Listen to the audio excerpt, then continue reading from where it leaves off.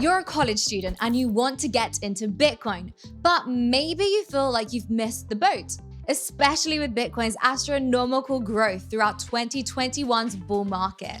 But maybe you didn't miss the boat and maybe there's still hope.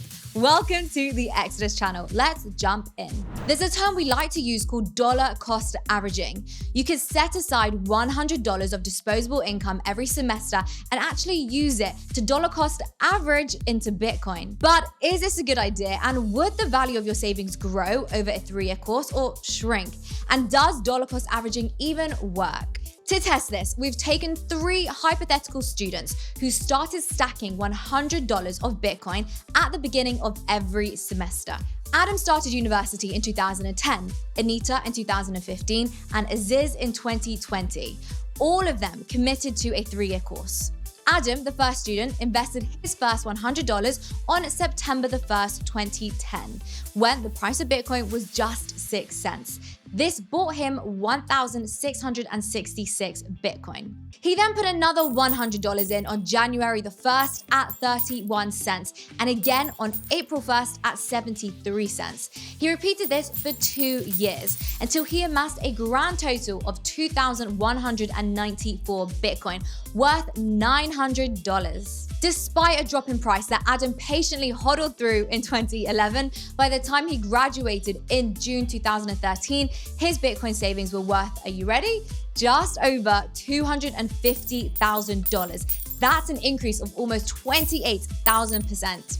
Adam earned more than enough to buy his first home and even start a small business. Obviously, there were a lot of risks holding Bitcoin back then, and most people hadn't even heard of Bitcoin. But people like Adam really do exist. I actually discovered Bitcoin in 2012. At the time, I was a freshman at the University of California, San Diego. It was trading around $20, and then a few days later, it peaked with an all-time high of $40, if I'm not mistaken. I was blown away when I saw that this magic internet money called Bitcoin was being used as a medium of exchange among people. I was really fascinated by the idea. I never sold any Bitcoins, and roughly a year and a half later, I sold my car and I doubled down on that initial investment. Anita, our second hypothetical student, brought $100 worth of Bitcoin in September 2015, repeating this every semester until June 2018. So by her graduation, she actually accumulated 1.29 Bitcoin. Despite a harsh correction that we saw in 2018, she actually amassed $9,859 from a simple $900 investment. It's very unlikely that anyone except very hardcore Bitcoiners are still holding from this peak. Obviously, Anita owns way less Bitcoin than Adam, but the price of the asset continued to rise long term. This is my top tips for not getting phased when there's extreme market volatility and dips in the market. So tip number 1 is when you're down pretty bad, just don't even look at the market or your portfolio. Instead, focus on building your life and other skill sets outside of crypto. Some of the most highly successful people, they don't even check their investments or portfolios for months to years at a time. Dollar cost average whatever money you can into these dips. That way, when you ladder in, you'll come back even stronger on the next rise. Make sure that you don't invest your next month's rent or expenses into the crypto market. Only invest what you can afford to lose. There's no guarantees in this world. The key to a successful HODL bag is to not have to take it out for common expenses and just let it sit and grow for many years at a time. Now, Aziz started college in 2020. He bought $100 worth of Bitcoin in September, January, and April of 2021. So far, Aziz has only gathered 0.0156 BTC, but despite the recent correction, his Bitcoin investment was still worth over $600 by late July 2021, 100% more than he paid for it. Also, he still has 2 more years to go, and who knows what is going to happen to the price of Bitcoin in that time. It's never too late. You're investing in your future, you're opting out of this financial mess, and you are hedging against inflation.